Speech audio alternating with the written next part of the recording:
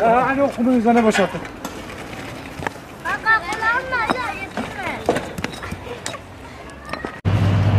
Ya.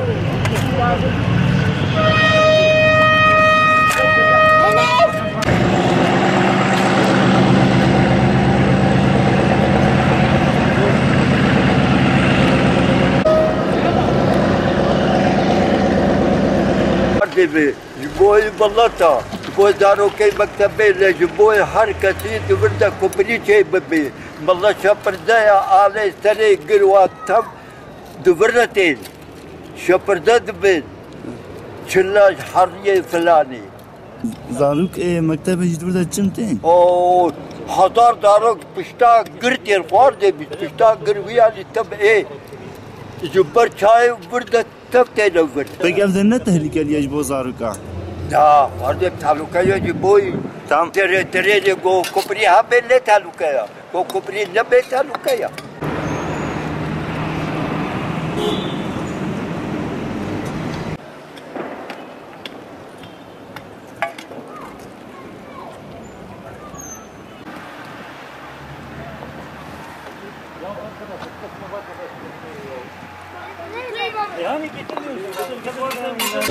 Buradaki çalışmamız, burada yaya geçen çocukların, okula giden çocukların, burada karşıda özellikle Hürriyet Okulu, İmam Hatip Lisesi'nde öğrencilerin gidip gelişini sağlamak için böyle bir hizmette bulunmak istedik.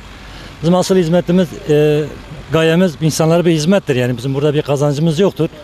Biz buraya 3-4 defa, 5 defadır demiryolu şu karşı tarafa merdiven yapıyoruz. Biz yaptığımız halde demiryollarında yetkililer gelip burayı bozuyorlar. Bizim isteğimiz buraya bir üst geçidin yapılması, halkın daha rahat gidebilmesi ve huzurlu bir şekilde gidip gelmesini sağlamak içindir.